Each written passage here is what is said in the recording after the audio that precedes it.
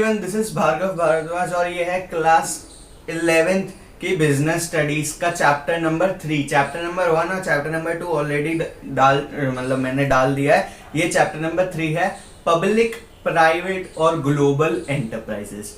Public enterprises हमने पिछली video में डिस्कस किया, प्राइवेट एंटरप्राइज और ग्लोबल एंटरप्राइजेस की हम इस वीडियो में बात करने वाले हैं। सबसे पहले प्राइवेट एंटरप्राइजेस। क्या होता है प्राइवेट एंटरप्राइज? देखो, प्राइवेट एंटरप्राइज ऐसी कंपनीज या कॉरपोरेट्स जो कि ओन करे जाएं, मतलब जिन पे मालिकाना हक हो, मैनेज करे जाएं या कंट्रोल करे जाएं किसी इंडिविजुअल या ग्रुप ऑफ इंडिविजुअल द्वारा। मतलब या तो कोई एक आदमी या आदमियों का ग्रुप। आदमी इन द सेंस औरतें भी हो सकती हैं। आदमी का मेरा मतलब है ह्यूमन से रेफर करना। कोई अब ऐसे मत कर देना कि ये तो औरतों को ये कर रहे हैं वो कर रहे हैं, ठीक है। आदमी मतलब ह्यूमंस, तो ह्यूमंस के इंडिविजुअल्स के ग्रुप भी अगर मैनेज कर रहे हैं, उसको ओन कर रहे हैं, उसको कंट्रोल कर रहे हैं, उसको कहते हैं प्राइवेट एंटरप्राइजेस। प्राइवेट एंटरप्राइजेस की बहुत सारी फॉर्म्स होती हैं, जैसे sole proprietorship, partnership, joint Hindu family business और जॉइंट स्टॉक कंपनी। ये सारी चीजें हमने चैप्टर नंबर 2 में बहुत ज्यादा डिटेल में डिस्कस करी थी। इनके मेरिट्स, डीमेरिट्स, सूटेबिलिटी, फीचर्स वगैरह सब कुछ। तो मैं वापस से यहाँ पे डिस्कस करने का मेरे को कोई लॉजिक नहीं लगता। तो अगर आपको नहीं पता या आपको नहीं समझ में आया तो उन वाली वीडियोस को आप देख सकते हो, ठीक है। इतना ही था बस प्राइवेट सेक्टर में। हम इसको अब अगले टॉपिक पे बढ़ते हैं, that is global sector enterprises. Global sector या ग्लोबल एंटरप्राइजेस क्या होती हैं? ऐसी कंपनीज जो एक या एक से ज्यादा कंट्रीज में, देशों में ऑपरेट करती हों, उनको कहा जाता है ग्लोबल एंटरप्राइजेस, जिसको मल्टीनेशनल कंपनीज। मल्टीनेशनल कंपनीज, तो मल्टी का एम ले लो, नेशनल का एन ले लो, कंपनीज का सी ले लो, तो ये हो गया MNCs।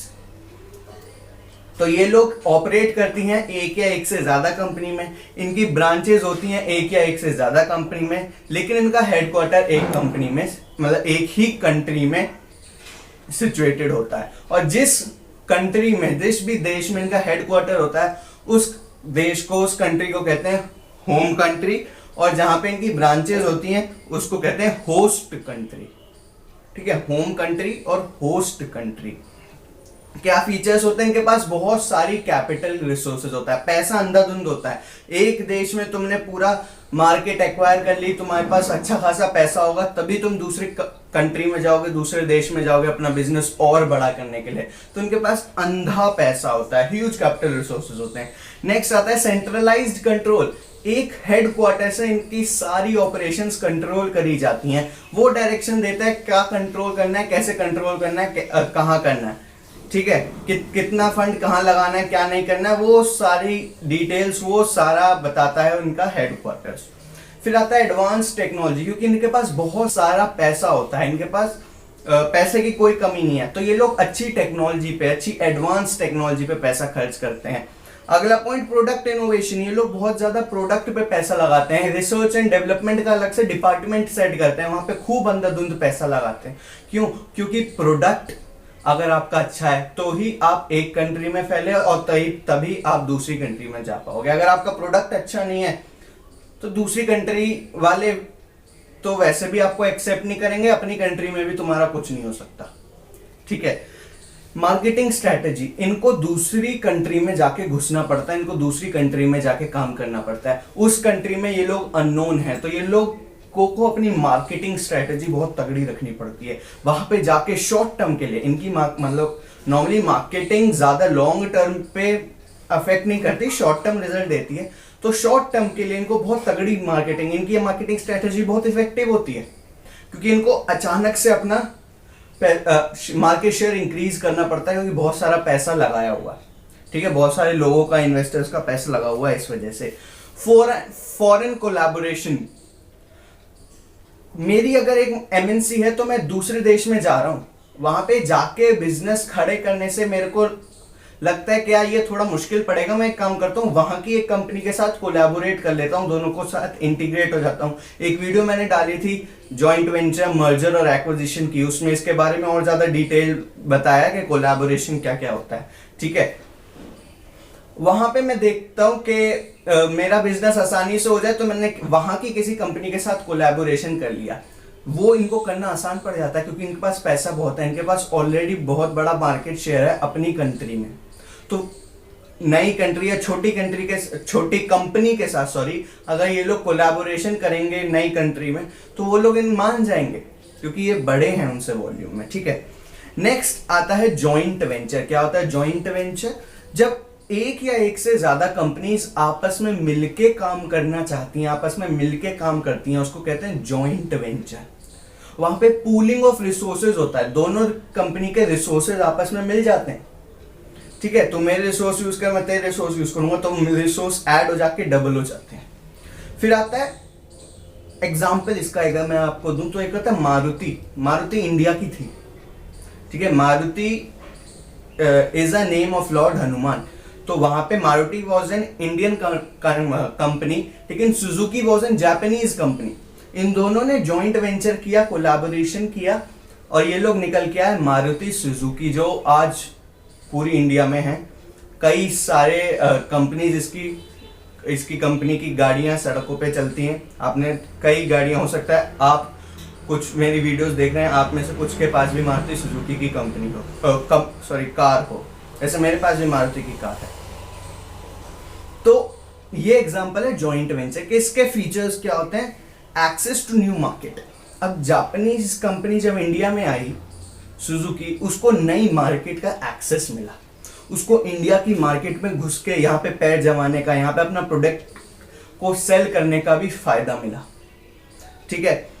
Access to technology. India was not very good in terms of technology at that time. तो जब जापानीज पहले से ही वो लोग टेक्नोलॉजी में नंबर 1 थे, तो जब मारुति और सुजुकी का कोलैबोरेशन हुआ, जॉइंट वेंचर हुआ, तो इंडिया की जो कंपनी थी, इंडिया के लोगों को, इंडिया की कंपनीज को नई टेक्नोलॉजी, जापानीज टेक्नोलॉजी का वहां पे एक्सेस मिला। वो लोग समझ पाए, अच्छा अच्छी टेक्नोलॉजी ऐसे होती है, इसमें ये चीज ऐसे है, ये चीज ऐसे है, ये चीज ऐसे, ठीक है। इनोवेशन, ये लोग बहुत इनोवेशन कर पाते हैं क्योंकि एक दिमाग प्लस दूसरा दिमाग, दो लोगों का दिमाग मिल गया। अभी दो कंपनीज के बेस्ट ब्रेन सब मिल गए, तो ये लोग ज्यादा इनोवेटिवली सोच पाते हैं, ठीक है। Low cost of production. जब टेक्नोलॉजी अच्छा होगा तो इनका प्रोडक्शन में टाइम कम लगेगा, कॉस्ट कम लगेगी, एफर्ट्स कम लगेंगे, रिसोर्सेज बचेंगे, इनको कई सारे फायदे हो जाते हैं। एक से भरे दो, हमारे यहाँ कहावत है, ठीक है।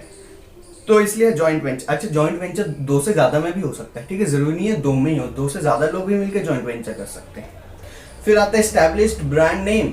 आप दूसरी कंट्री में जा रहे हो, आप ग्लोबल एंटरप्राइज हो, आप दूसरी कंट्री में जा रहे हो, वहां पे अगर किसी के साथ जॉइंट वेंचर कर लिया आपने, तो उस कंपनी का अपने देश में अच्छा खासा नाम है, आपको उस कंपनी का नाम का फायदा मिल जाता है, ठीक है। उस कंपनी पे ऑलरेडी लोगों, वहां के लोगों का ट्रस्ट है, आपको उसका ब्रांड वैल्यू मिल जाती है।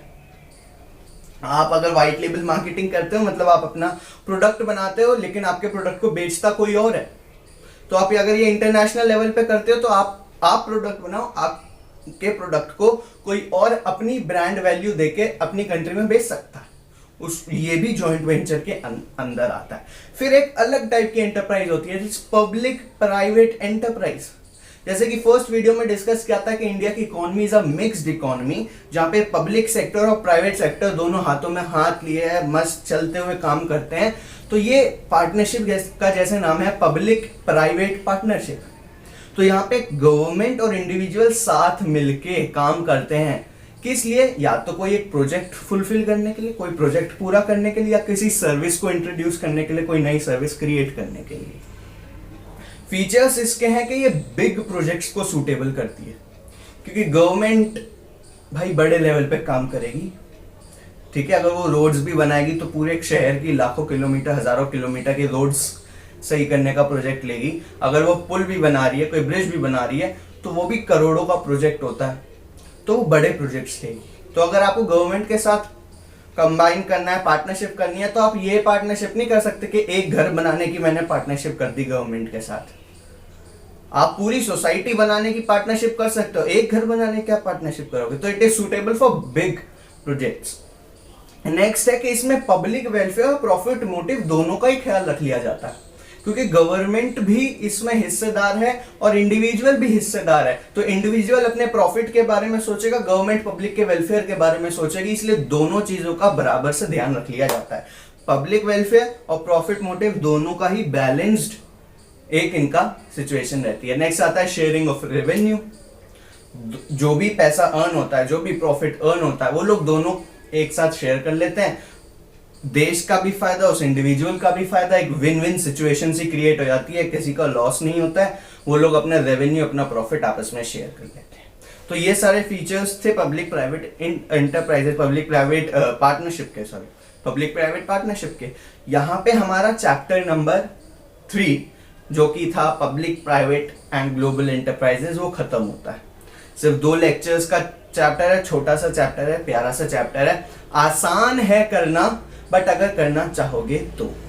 इसी के साथ आगे इसी सब्जेक्ट के अकाउंट्स के, इकोनॉमिक्स के, बिजनेस के 11th में हो चाहे हो 12th में, आपको अगर वीडियोस चाहिए, आपको ऐसी नॉलेजेबल, आपको ऐसे ही अच्छी वीडियोस चाहिए जो देखने में अच्छी लगे, ठीक है, समझ में आसानी से आ जाए, एग्जाम्पल के साथ अगर आपको पढ़ने का मन करे, तो नीचे चैनल को सब्सक्राइब कर देना और सब्सक्राइब करते हुए बेल आइकन जरूर हिट करना, क्योंकि बेल आइकन आपको बताएगा कि भाई नई वीडियो आ गई, तू जाके देख ले, तेरा फायदा होगा। ठीक है, जैसे कि हमारी टैगलाइन है the key to unlock your success, तो आपकी की किसी भी वीडियो में छुपी हुई हो सकती है आपकी सक्सेस का ताला खोलने के लिए। तो अगर आपको वो चाबी चाहिए अपनी सक्सेस का ताला खोलने का, अपनी सक्सेस को अनलॉक करने के लिए, तो आपको चैनल को सब्सक्राइब करने के साथ साथ बेल आइकन को भी हिट करना पड़ेगा। तो that's all from my side. And yes, अगर आपकी कोई डाउट्स हैं, कोई क्वेरीज हैं, तो नीचे कमेंट बॉक्स में जरूर डालना, वीडियो को लाइक भी करना है।